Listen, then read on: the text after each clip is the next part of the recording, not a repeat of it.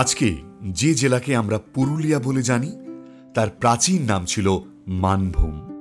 ইতিহাসের নানা পরিবর্তনের মধ্যে দিয়ে মানভূম একসময় আলাদা হয়ে বাংলার মানচিত্রে স্থান পায় পুরুলিয়া নামে। কিন্তু কিভাবে মানভূম থেকে পুরুলিয়া হলো? এই নামের উৎস কোথায়? কেউ বলেন শুষ্ক জমির জন্য এই নাম, কেউ বলেন বনভূমির পুরুল গাছ থেকে এসেছে পুরুলিয়া, আবার কেউ মনে করেন পূর্ণ শব্দ থেকেই জন্ম হয়েছে এই নামের। কিন্তু একথা নিশ্চিত, মানভূম থেকে পুরুলিয়ার জন্ম ইতিহাস এক অনন্য অধ্যায়।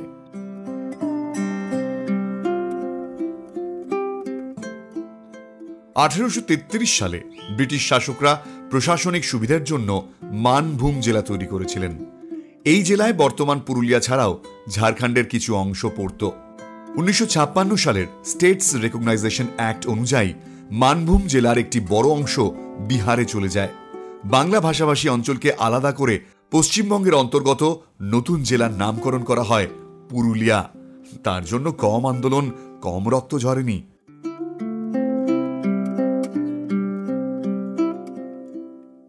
বর্ষাকালে পুরুলিয়া বেড়াতে যাওয়ার একটা আলাদা মজা রয়েছে।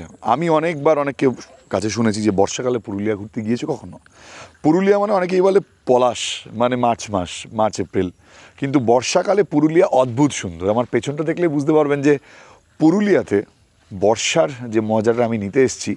আপনি যে কোনো সিজনে আসতে পারেন, শুধু বর্ষা কেন, শুধু এমন একটা জায়গায় আসতে হবে যেখানে নিরিবিলি প্রকৃতি আর এই সুন্দর পুরুলিয়াটাকে উপভোগ করার মতন একটা অদ্ভুত সুন্দর একটা মন। এমনই একটা ডেস্টিনেশনের হদিশ আজকে আপনাদের জন্য আমি নিয়ে এসেছি।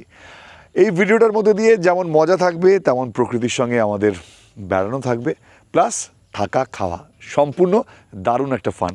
আর তার সাথে এরকম অদ্ভুত সুন্দর একটা মানে বর্ষার প্রকৃতি। আমি যেখানে এসেছি সেটা হচ্ছে অলিভ ব্রাঞ্চ ফার্ম, আমার পেছনেই রয়েছে। এই ফার্মে ফার্মিং তো চারিদিকে হচ্ছে, এই যে থাকার ব্যবস্থা এখানে আমরা আজকের দিনটা এবং কালকের দিনটা কাটাবো। কেমন মজা করব সেটা দেখতে হলে পুরো ভিডিওটা প্লিজ দেখতে ভুলবেন না। আর আমরা এখন ওই দিকটায় যাব, কারণ বৃষ্টি আসছে আর তার মধ্যে আমরা একটুখানি একটা ভিলেজে যাচ্ছি। ভিডিওটা প্লিজ দেখতে থাকুন। জার্নিটা তাহলে একেবারে শুরু থেকে শুরু করা যাক, মানে হাওড়া স্টেশন থেকে।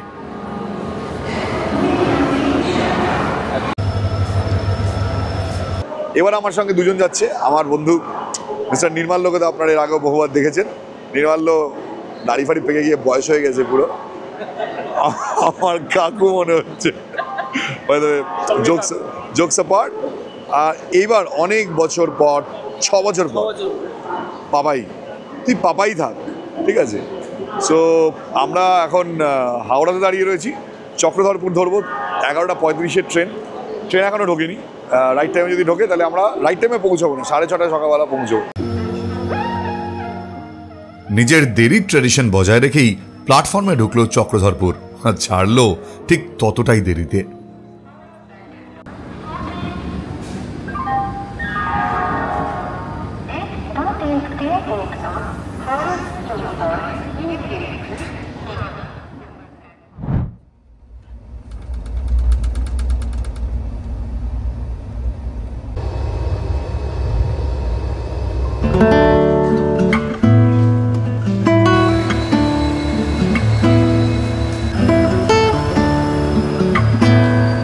পাঁচটা কুড়িতে রাইট টাইম ছিল, যদি এখন বাজে 6:34। আমরা নামলাম আদ্রা স্টেশনে। স্যার ঘুমিয়েছে রাত্রিবেলা? হ্যাঁ, স্বপ্নটা দেখি নড়ে স্বপ্ন দেখছিল। তো এখান থেকে এবার আমরা যাব আমাদের স্টেশন। আমি তো ফার্স্ট টাইম যাচ্ছি, আমি যদি এখন জানি না জায়গাটা কেমন, তো গেলেই বুঝতে পারবো। আর সকালবেলা আদ্রা স্টেশনটা দুর্দান্ত লাগছে।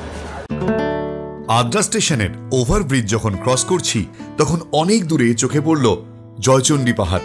হ্যাঁ, সত্যজিৎ রায়ের হীরক রাজার দেশের সেই জয়চণ্ডী পাহাড়। আজ মেঘলা দিন, তাই হালকা দেখা যাচ্ছে তাকে। আমাদের সঙ্গে একই ট্রেনে এসেছেন সঙ্গীতাদি, মানে অলিভ ব্রাঞ্চ ফার্মের ওনার অভিষেক দা আর সঙ্গীতাদি। তাদের সঙ্গে আলাপ তো করাবই। তার আগে জানিয়ে রাখি, এই আদ্রা স্টেশন থেকে ডেস্টিনেশনে পৌঁছতে ওই 30 মিনিট সময় লাগে। টোটোতে 5 কিলোমিটার রাস্তা, ভাড়া 150 থেকে 200 টাকা।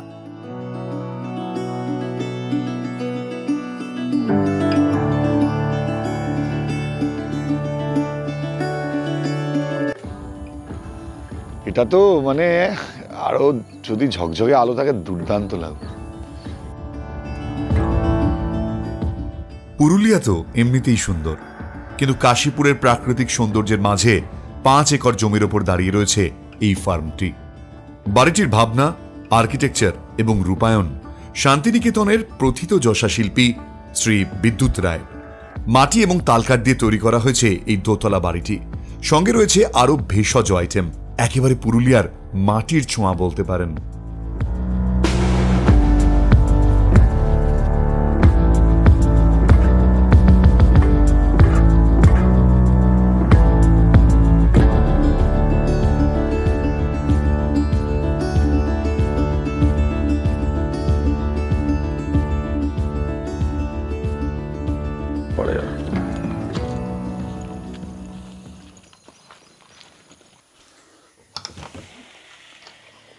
Wow.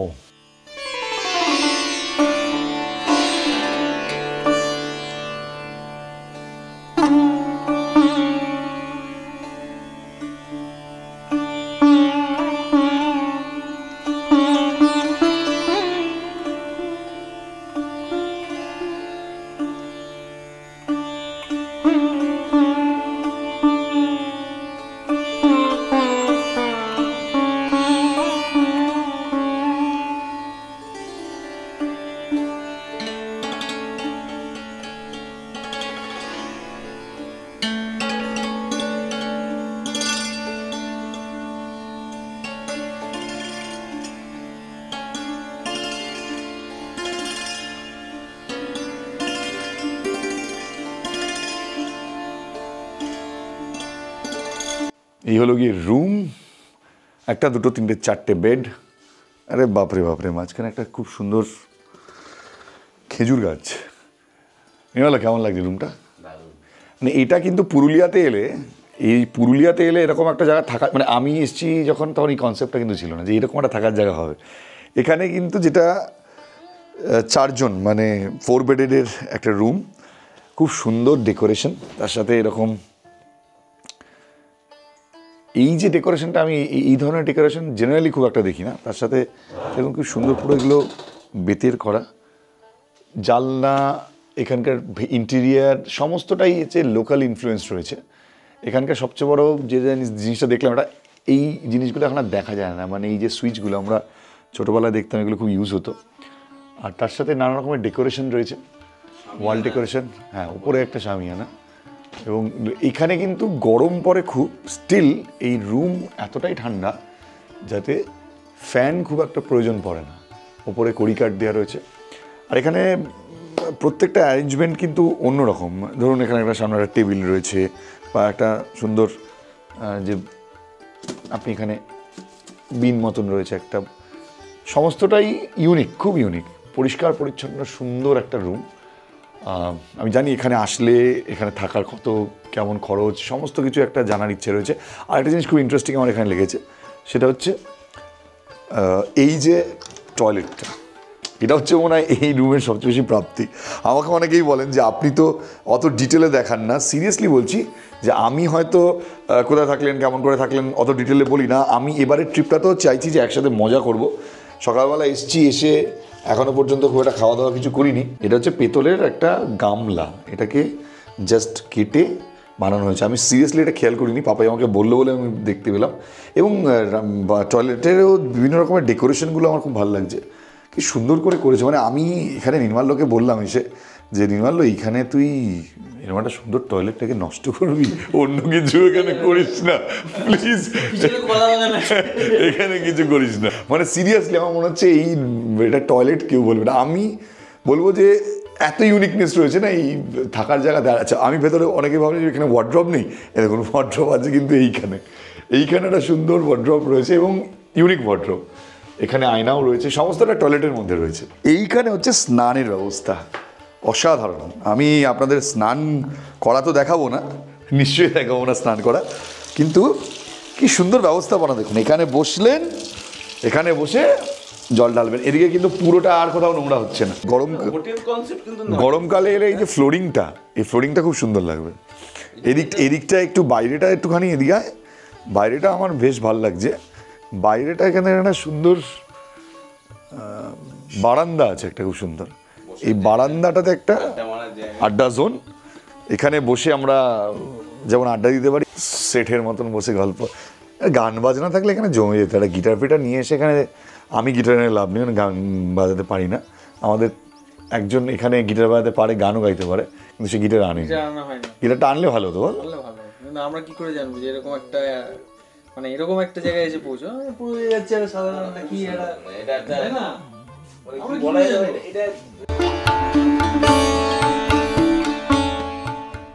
এখানে এসে যে জিনিসটা আমাকে সবচেয়ে বেশি আকর্ষণ করেছে তা হলো এখানকার অ্যাস্থেটিক্স এবং কালচারাল হেরিটেজকে ধরে রাখার একটা প্রবণতা। স্ক্রিনে তো নাম্বার আপনাদের দিলাম, এছাড়াও ডেসক্রিপশনে রয়েছে বুকিংয়ের জন্য ফোন নাম্বার, ফোন করে নিতে পারেন অলিভ ব্রাঞ্চ ফার্মে।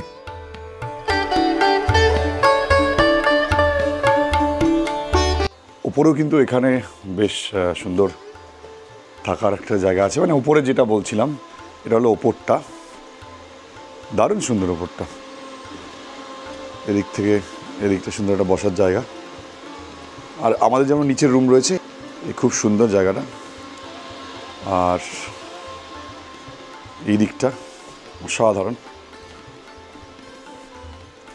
এই পাশটাও বেশ সুন্দর, দুদিকেই বসার জায়গা।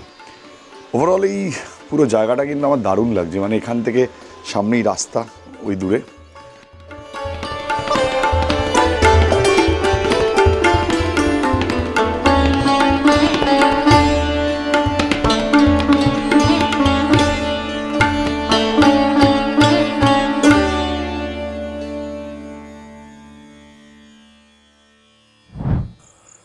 কোথাও বেড়াতে এলে সবচেয়ে প্রথমে যেটা মাথায় আসে যে বেড়াতে তো এলাম, কোথায় থাকলাম, কি খেলাম, পাশাপাশি সাইট সিইং কী করবো। কিন্তু কোথাও আমার মনে হয় এই জায়গাটাতে এলে সাইট সিইং যদি আপনি নাও করেন তাও আপনার সময় কেটে যাবে। সাইট সিইং তো করতেই পারেন, কিন্তু কোথাও একটা অলস দুপুরে একাকিত্ব এবং পুরুলিয়ার এই সৌন্দর্যকে উপভোগ করার জন্য এবং চারিদিকে যেই ফার্মিং, এটাকে বেশ ভালোভাবে এনজয় করা যেতে পারে। কিন্তু এই যে টোটাল আইডিয়াটা, এখানে নিজেদের থাকা এবং তার সঙ্গে আপনাদেরও ইনভাইট করা, যারা করেছেন, আমাকেও যারা ইনভাইট করেছেন, আমার সঙ্গে এই মুহূর্তে অভিষেক দা এবং আমাদের সঙ্গে সঙ্গীতা দিদি রয়েছেন। প্রথমত থ্যাংক ইউ সো মাচ আমাকে ইনভাইট করার জন্য। আর জানতে চাইবো যে এই যে এটা কি শুধুমাত্র নিজেদের স্টের জন্য করা হয়েছিল?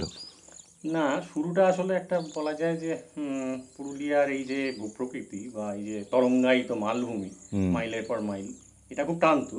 এবার সেখান থেকে মানে কিছু একটা যদি করা যায় এখানে, অন্যরকম চাষ এবং সেই চাষের সাথে সাথে সেখানে যদি একটা কারোর মানে একটা অন্যরকম থাকার জায়গাও, তো সেই চাষটা শুরু হয়েছিল অলিভ গাছ দিয়ে। আচ্ছা, অলিভ গাছ তো এখানে মানে কোনোদিন হয়ও নি, কেউ জানেও না। মানে জলপাই, কিন্তু এটা ঠিক জলপাই ভ্যারাইটিটা না, যেটা আচারের জলপাই তা না, এটা হচ্ছে অলিভ অয়েল যে গাছ, সেটা দেখে হয়, যেটা একটু অন্যরকম দেখতে হয়, মানে ছোট হয় একটু। হ্যাঁ, তো সেটা দিয়ে শুরু করার চেষ্টা এই কারণেই যে আমরা দেখেছিলাম ইন্ডিয়ায় মরুভূমির দেশ যেদিকে রাজস্থান, ওখানে অলরেডি ওরা বছর 15 ধরে একটা সাকসেসফুলি অলিভ নিয়ে কাজ করছে। আচ্ছা, ওখান থেকে ওদের প্রযুক্তি, ওদের ধ্যান ধারণা নিয়েই কাজ শুরু হলো এখানে।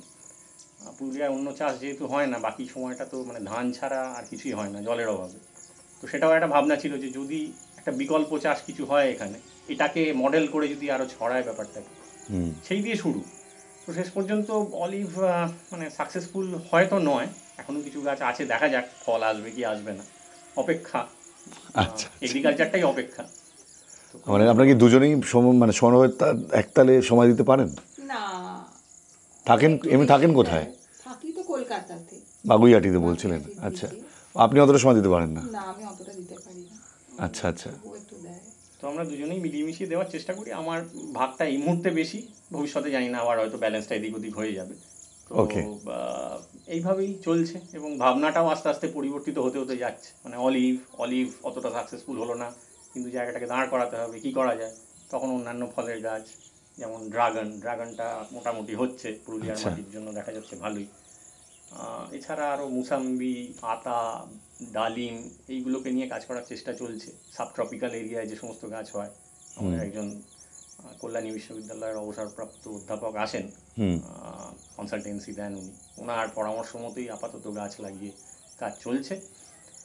আর তার সাথে প্রকৃতির সাথে সাযুজ্য রেখে প্রকৃতির সাথে সহাবস্থানের জন্য একটা ফার্ম স্টে করা অন্যরকম, এই আর কি।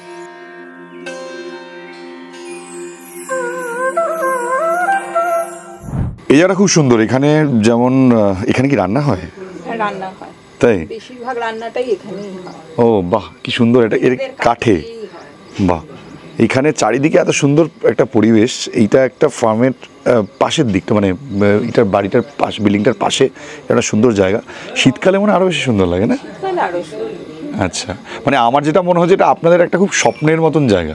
একদম, শীত থেকে বসন্ত পুরোটাই খুব সুন্দর, খুব সুন্দর, মানে বেশ পরিষ্কার পরিচ্ছন্ন। এই জায়গাটা একটু মানে ভেতরের দিকে যাচ্ছে একটু। এইখানে এটা হচ্ছে এখানে কিচেনে আর ঢুকছি না, বাট এই যে এখানে আমরা জাস্ট ব্রেকফাস্টের জন্য এখানে অপেক্ষা করছি। আমার এই জায়গাটা সিরিয়াসলি খুব ভালো লেগেছে। এই জায়গাটা সত্যিই খুব সুন্দর। আচ্ছা, আবার এটা কি শালপাতায়? বাহ, খুব সুন্দর।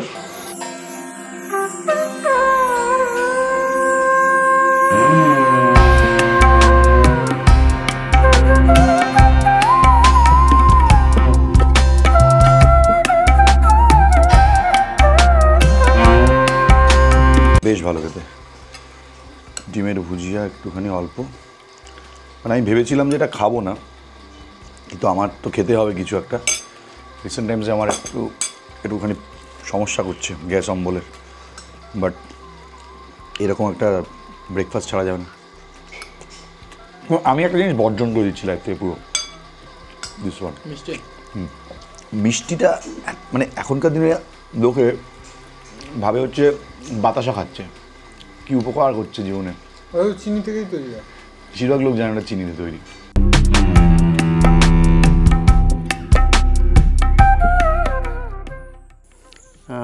আমাদের দুটো ঘর, দুটোই 4 বেডেড। 4 বেডেড রুমে ম্যাক্সিমাম অ্যাডাল্ট থাকতে পারেন 5 বা 6 জনও থাকতে পারেন। তো সেক্ষেত্রে আমরা যেটা করেছি, এখানে আশপাশে তো থাকা খাওয়ার মানে খাওয়ার জায়গা তো আর কিছু নেই, সেই জন্য আমাদের প্যাকেজটা থাকা এবং খাওয়া মিলিয়ে ব্রেকফাস্ট, লাঞ্চ, ডিনার ইনক্লুডিং, যদি ফুল অকুপেন্সি হয় একটা ঘরে, অর্থাৎ যদি 4 জন থাকেন, সেক্ষেত্রে পার ডে পার হেড 2000 টাকা, including breakfast, lunch, dinner and evening tea. আর যদি 3 জন, 2 জন, 1 জন থাকেন, সেক্ষেত্রে চার্জটা একটু বাড়ে।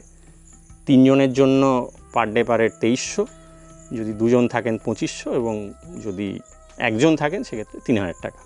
এছাড়া ড্রাইভার নিয়ে যদি কেউ আসেন কলকাতা থেকে গাড়ি নিয়ে বা অন্যান্য জায়গা থেকে গাড়ি নিয়ে, ড্রাইভারেরও থাকার ব্যবস্থা আছে। পেট ফ্রেন্ডলি, কিন্তু একতলাটা, কারণ যেহেতু আমাদের স্ট্রাকচারটা একটু অন্যরকম, কাঠের স্ট্রাকচার, তো এইরকম আর কি আপাতত ব্যবস্থা করা আছে। আর এখানে এলে মোটামুটি সাইট সিং কী করতে পারেন? সাইট সিং এইটা হচ্ছে পুরুলিয়ার গড় সার্কিট, মানে দুটো সার্কিট পুরুলিয়ার, একটা অযোধ্যা সার্কিট, একটা গড় সার্কিট। গড় হচ্ছে গড় পঞ্চকোট, সেই গড়, এটা কাশীপুর রাজার তাদের আমলেই তৈরি এবং খুব বর্ধিষ্ণু একটা পরিবার ছিল। তো এই দিকে মূলত হচ্ছে গড় পঞ্চকোট পাহাড়, তার সাথে পাঞ্চেত ড্যাম, এবং আরও লাগোয়াই বলা যায় এখান থেকে 6 কিলোমিটার দূরে, কিন্তু এখানে বারান্দায় বসেই আমাদের দেখা যায় জয়চণ্ডী, যেখানে আমাদের বিখ্যাত হয়ে আছে হীরক রাজার দেশের জন্য। উদয়ন পণ্ডিতের লুকোবার জায়গা ছিল ওটা, এবং গুপিবাঘা যে পুকুরের ধারে বসে খেয়েছিল সেটাও গিয়ে এখন দেখা যায়। তো এই গেল পাহাড়। এছাড়া আরও ছোটো টিলা তো এখানে প্রচুর রয়েছে। 3 পাহাড় বলে একটা ছোট্ট সুন্দর জায়গা রয়েছে, যেখানে পাশাপাশি 3টে পাহাড়। আরও যেটা ইন্টারেস্টিং, এখানে 5 কিলোমিটার দূরে একটা গ্রাম রয়েছে, শিল্পীদের গ্রাম, সেটা হচ্ছে আদিবাসী পটচিত্র শিল্পের একটা গ্রাম বলা যায়, তার নাম হচ্ছে মাজরামুড়া। এই পটচিত্র কিন্তু আমরা যেটা সবং পিংলায়, অর্থাৎ মেদিনীপুর থেকে যে পটচিত্র আসে, বিশেষত আমাদের কলকাতার বিভিন্ন মেলায় আমরা এখন দেখতে পাই, তার থেকে আলাদা। এখানে বেশ সুন্দর একটা আড্ডা জোন, তবে আড্ডা দিতে পারি একটা শর্তে, যেটা চা পাওয়া যাবে কি? অবশ্যই চা না হলে এই আড্ডাটা জমবে না। আরও একটা বিষয় যা আমি নিশ্চিত হয়ে বলতে পারি, আগেও বলেছি, এখানে থেকে অনেকক্ষণ সময় কাটিয়ে দেওয়া যায়, কোথাও যাওয়ার প্রয়োজনই পড়ে না। বললাম না, এই জায়গাটাই এরকম।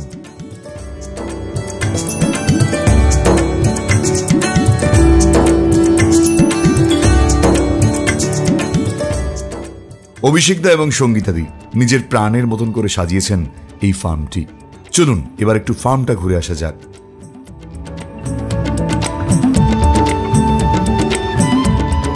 এটা কি আমাদের জন্য আসছে? এই বাবা, পরে নাও গামবুট,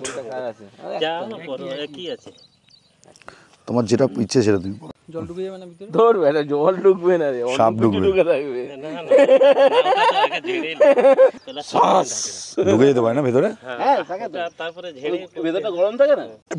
বাবাকে দেখে মনে হচ্ছে কর্পোরেশনে চাকরি করতে যাচ্ছে।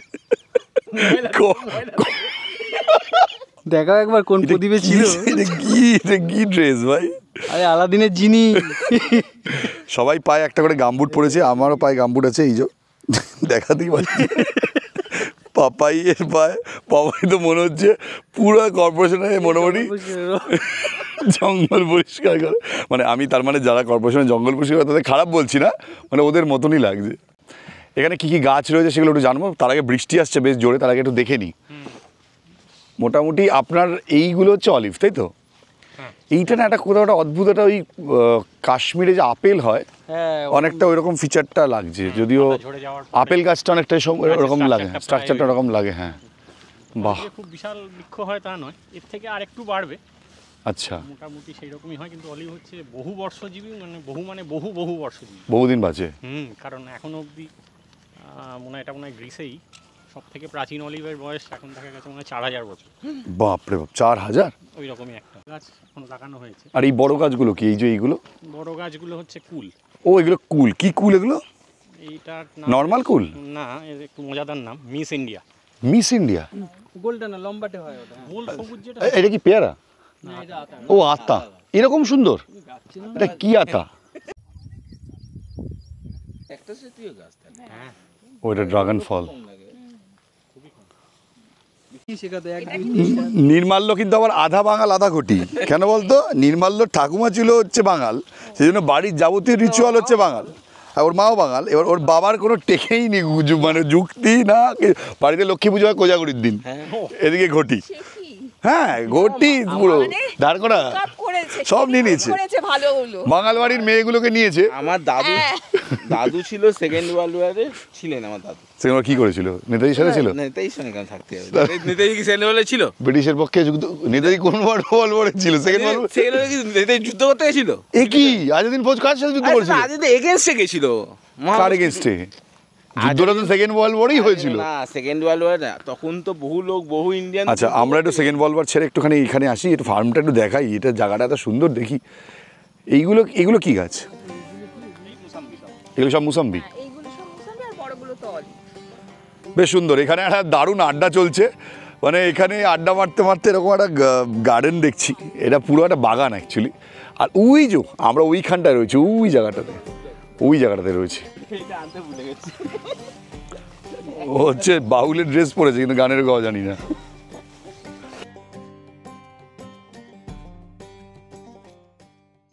আকাশ জুড়ে তখন বৃষ্টির ভ্রুকুটি। কিছুক্ষণের মধ্যেই বৃষ্টি নেমে যাবে, আর এরকম একটা পরিবেশে গোটা এলাকাটা দারুণ একটা মায়াবী রূপ ধারণ করেছিল।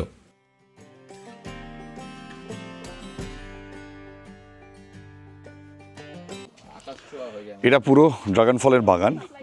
এখানে সব এই যে ওই গাছগুলোতে ড্রাগন ফল হয়ে হচ্ছে, এই যে দেখুন কি সুন্দর, অসাধারণ। এইখানে এই যে এইগুলোই আস্তে আস্তে বড় হয়ে ফল হবে। এগুলো ফুল হয়েছে। আচ্ছা, এগুলো কি ফুল? এটা হচ্ছে ফুলটা। আচ্ছা, মানে এগুলো কি ফুটে যাবে এর মধ্যে? আচ্ছা, এইটা কি ফুলটা ফুটে, মানে এটা থেকে ফলটা বেরোচ্ছে এবার? আচ্ছা আচ্ছা আচ্ছা আচ্ছা, মানে কলকাতায় যারা সূর্য উঠলেই ফুটে যায়, বুঝে যায়। ও, রাতে ফোটে, সন্ধ্যের পর থেকে ফুটতে থাকে। আচ্ছা আচ্ছা। তাকাবেন এদিকটা পুরো সাদা হয়ে থাকে, আর ফুল এইটা যেমন কালকে ফুটবে, ওইটা। হ্যাঁ, ওইটা বড়টা, এটা। আচ্ছা, গোত্রা ফুলের ডাবল সাইজ। এটা খুলে যায় পুরো। হাতটা নিয়ে দেখাও, তাহলে তো ফুলটার সাইজটা বোঝা যাবে। ওয়াও, এই ফুলটা ফোটে এত সুন্দর, এক্সেলেন্ট। এটা দেখতে পেলে ভালো লাগে। এটা যে কোনো সময় ফুটতে পারে? হ্যাঁ, মানে ধরুন মানে ফুটবে তো ভোরবেলা। আচ্ছা, অসাধারণ। কিছু না কাটিং করে দেওয়া হয়, মানে খুব কাছাকাছি যদি ফুল হয়, ধরুন 6 ইঞ্চির কম গ্যাপ যদি থাকে তাহলে একটাকে ভেঙে, হ্যাঁ। তো আপনাদের এই ফলগুলো কি বাইরে যায়? বাইরে, হ্যাঁ বাইরেই যায়। বাইরে মানে আমরা পাইকারকে দিয়ে দিই, এবার সে যেখানে পায়। আচ্ছা, এখানে ডিমান্ড আছে এগুলোর? লোকাল মার্কেটে তেমন নেই, ওই আচ্ছা, লটে আমরা বাসে করে পাঠিয়ে দিই পাইকারে। সত্যি এখানে এসে খুবই ভালো লাগলো, মানে এটা একটা বড় প্রাপ্তি। মানে আমি এর আগেও ধরুন অনেক এই ধরনের স্টে বা রিসোর্টে গিয়েছি, কিন্তু যেভাবে আপনারা ফার্মিংটা করছেন এবং ভালোবেসে করছেন, এটা কিন্তু খুব রেয়ার। এরকম বৃষ্টিতে কিন্তু এই জায়গাটা শুধু হালকা আপনার ওপরে ব্যালকনিতে বসে থাকা, এটুকুন বৃষ্টি দেখা, তার সাথে গরম পানীয়, একদম দুর্দান্ত। বই তো আছেই, হ্যাঁ। লাইব্রেরি থেকে একটা বই নিয়ে নেবো।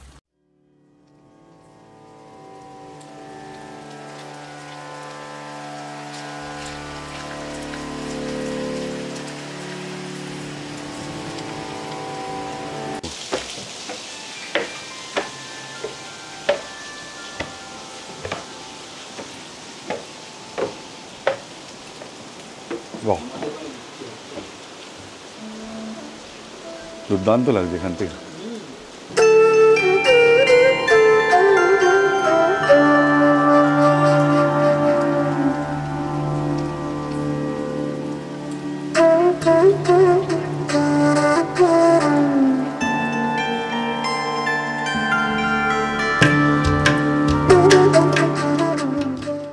বর্ষার একটা নিজস্ব মাদকতা রয়েছে। কোথাও বেড়াতে যাওয়া, খাওয়া, ঘোরা সবকিছুর মাঝে আকাশ থেকে নেমে আসা এই বারিধারা এক অদ্ভুত অনাবিল আনন্দ দেয় মনের ভেতরে। আপনার কি বৃষ্টি ভালো লাগে? তাহলে প্লিজ কমেন্টে জানাতে ভুলবেন না।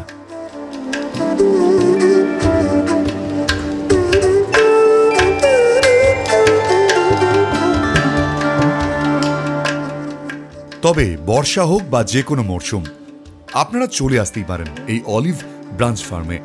এখানে থাকতে কি ধরনের খরচা হবে সেটা ইতিমধ্যেই আপনাদের জানিয়ে দিয়েছি। তবে আপনারা যদি আরো বিস্তারিতভাবে জানতে চান, স্ক্রিনে এই নাম্বার দেওয়া রইল, ফোন করে নিতে পারেন।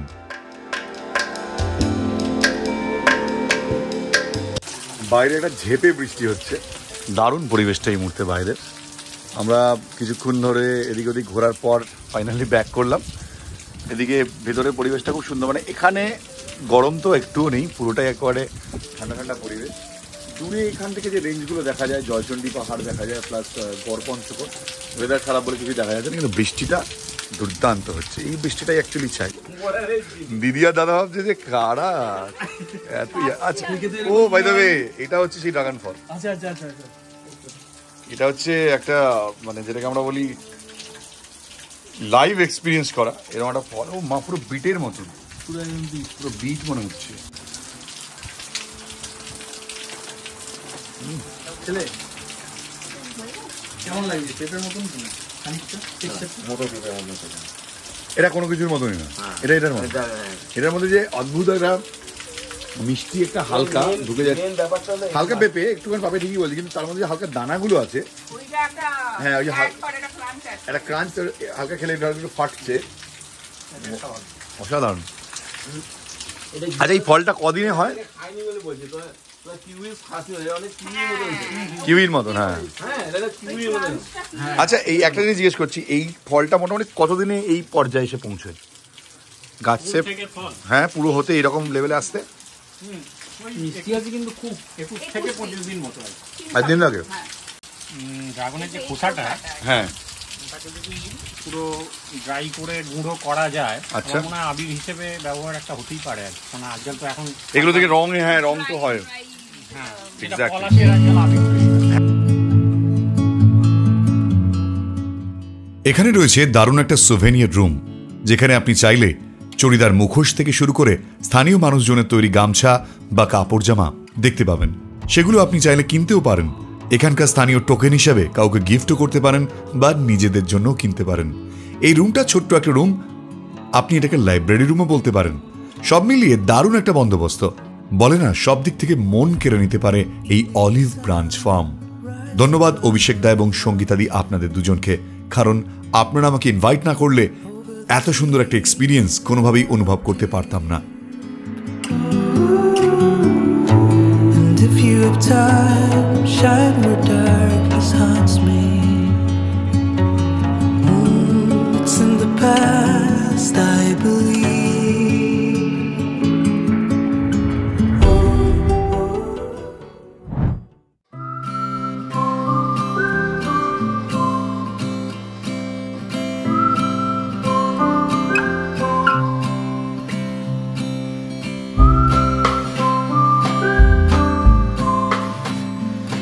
বাই দ্য ওয়ে, আজকের লাঞ্চ এখানকার কি কি আছে একটুখানি, আমি আর নির্মাল্য পাপাই তো মোটামুটি এখন ক্যামেরা করছে। ভাতটা ভাত, তার সাথে ডাল, আচ্ছা তার সাথে বলিনি এখানে সুন্দর একটা কাঁসার ছোট্ট প্লেটে লেবু দিয়ে দেওয়া হয়েছে, ওখানে লঙ্কা সেমভাবেই, ডাল ভাত, তার সাথে রয়েছে এখানে বেগুনি আলু পটলের তরকারি প্লাস চাটনি, এবং এখানে রয়েছে দই, মিষ্টি দই, যদি আমি দই খাই না, বাট দারুণ একটা মেনু, খুব সিম্পলের মধ্যে দারুণ মেনু। থ্যাংক ইউ দাদা। বর্ষাকালের কবি আমার তো বেস্ট খাবার মনে হচ্ছে এইটা, ডাল একটু আর তার সাথে বেগুনি, এনাফ। নিয়ে নিচ্ছে, নিয়ে না শুরু কর, দুটো বেগুনি খাও, যদিও এই বেগুনিটা এয়ার ফ্রায়ারে ভাজা নয়। তুই ডালটা খেলে বুঝবি যে এটা ঘিয়ের একটা অদ্ভুত সুন্দর গন্ধ আসছে, দারুণ। আমার তো এটা দিয়ে জায়গা শুধু প্রেমে পড়বেন না, খাওয়ারও প্রেমে পড়ে যাবেন, মুশকিল। আপনি কি রান্না করেন? রান্নাটা কে করে? ও তুমি? আচ্ছা, দুজনই হচ্ছে এখানকার লোকাল। বেশ ভালো। এটা কি দিয়ে বেগুনি তো এটা না কুমড়ো? কুমড়ো। তোমরা কুমড়ি বলো না? আমরা বেগুনি বলি, দাদা আর কুমড়ি বলে। বেগুন দিয়ে করলে বেগুনি হয়, কুমড়ো দিয়ে করলে কুমড়ি হবে। খেতে খুব ভালো লাগে।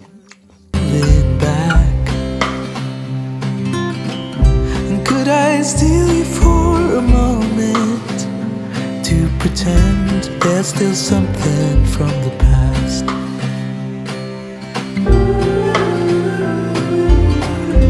Wish it lasted forever, but it faded away.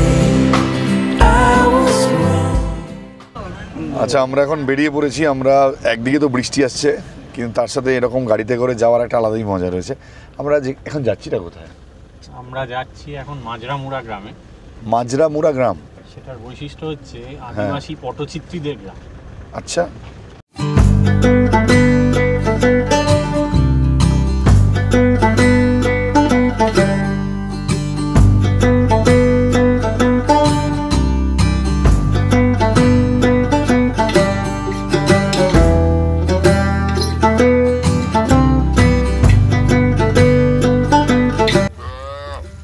আমরা এই মুহূর্তে মাজরামুড়া, তাই তো ঠিক বলে দিল, মাজরামুড়া গ্রামে এসেছি। এখান থেকে হালকা দূরে জয়চণ্ডী পাহাড় দেখা যাচ্ছে, দূরে একটা ছোট্ট মাথা দেখা যাচ্ছে। যতটাই ক্যানভাসের মতন সুন্দর এই মাজরামুড়া গ্রাম, ততটাই দারিদ্র্যে ভরা। এখানে যাওয়ার সঙ্গে সঙ্গেই স্থানীয় মানুষজন আমাদের ঘিরে ফেললেন, কারণ তারা চান দুটো পটচিত্র যেন আমরা তাদের থেকে কিনি। এখানকার গরিবী দেখলে সত্যি চোখে জল এসে যায়, ভাবলে অবাক লাগে এটা আমার পশ্চিমবঙ্গ।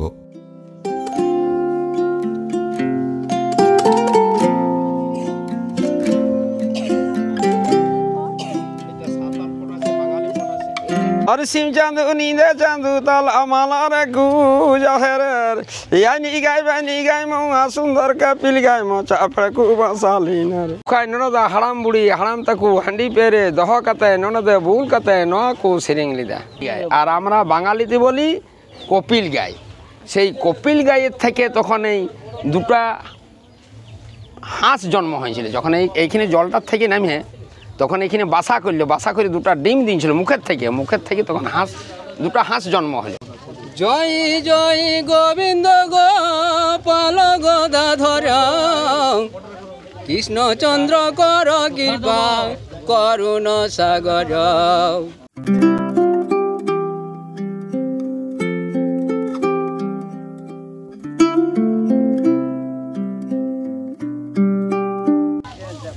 এখানে আমাদের নমস্কার, আমাদের পটশিল্পী আমাদের খুব যদি আরও সুযোগ সুবিধা যদি আরও পায়, কিন্তু আমরা আরও ধাপে বাড়তে পারি। তোমরা যে এই যে ছবিগুলো বানাও, মানে মাসে কটা বানাও বা কতদিন? মাসে আমরা যদি সেরকম সুবিধা পাই তাহলে আমরা মোটামুটি 10-12টা বানিয়ে দেবো।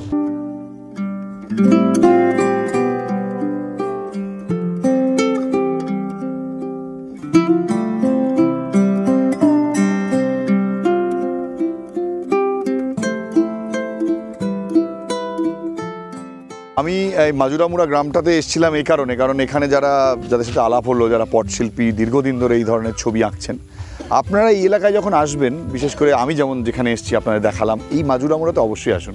বিশেষ করে এইখানকার মানুষজন যারা খুবই গরিব মানুষ, কিন্তু যেভাবে তাদের হাতের কাজ, যে শিল্পকলা, বাংলার মানুষরা যদি এখানে আসেন, কলকাতা থেকে অনেকেই যারা বেড়াতে আসেন পুরুলিয়াতে, এই ধরনের পটচিত্রগুলো যখন আপনারা কিনবেন, এইসব মানুষজনের কাছ থেকে তাদের জীবিকা যেমন হবে, পাশাপাশি এই যে বাংলার যে কালচারটাকে, বাংলার যে আর্ট, আমরা এই ধরনের শিল্পকলাগুলো ধীরে ধীরে হারিয়ে যাচ্ছে, এগুলোকে যদি আপনারা এগিয়ে নিয়ে যেতে চান তাহলে এদেরকে সাপোর্ট করতে হবে। আমার মাধ্যমে আমি হয়তো পৌঁছে দিলাম আপনাদের কাছে।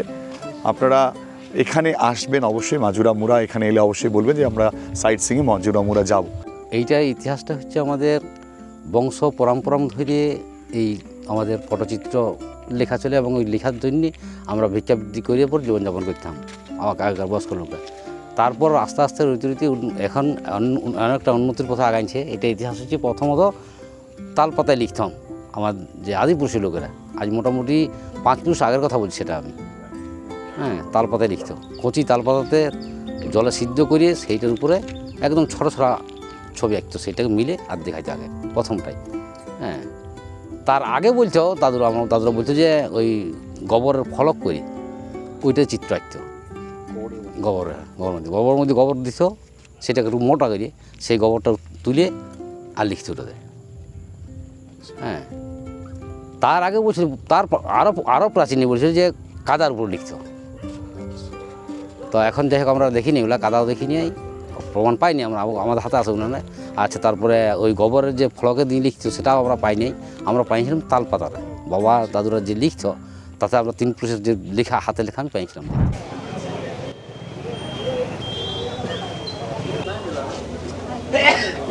কাশীপুরে এই দোকানে নিয়ে এলো, প্রথমে তো বললাম আমাদের দোকান, তারপর হয়েছিলাম যে মিষ্টির দোকানেও আছে, এটা জানতাম না। এখানে স্পেশালিটি কি? চা,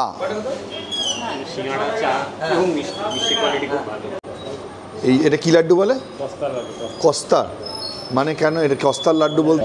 জ্যোতির্ময় সিংদেব আছে না, জ্যোতিপ্রসাদ সিংদেব আগের রাজা, উনি মানে বাইরের থেকে কারিগর এনে নিয়ে এই লাড্ডুটা মানে চালিয়েছিলেন। মানে ওখানে রাজাদের লোকগুলো সব খেতেন, রাজারা খেতেন।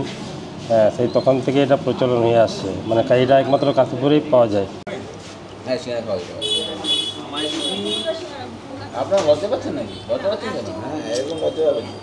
মিষ্টিটা বেশ কম, অন্যরকম।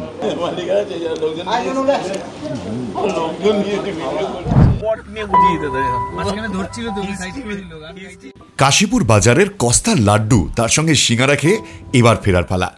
আমরা যখন ফিরছিলাম তখন এই অলিভ ব্রাঞ্চ ফার্মকে রাতের অন্ধকারে অসাধারণ লাগছিল।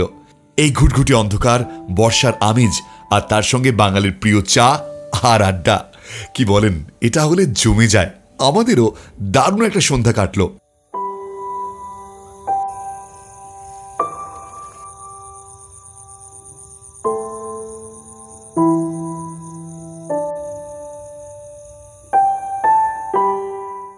এই আড্ডা গল্পের ফাঁকেই হঠাৎ করে ডিনার টাইম হয়ে গেল। সমস্ত কিছুই যেমন এলাহি আয়োজন, তেমনই সুন্দর করে সাজানো, আর স্বাদ, বাহ ক্যা বাত।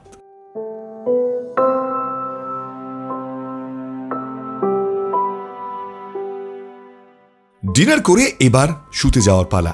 এরকম একটা দারুণ জায়গায় রাত কাটাবো ভাবলেই রোমাঞ্চ লাগছিল।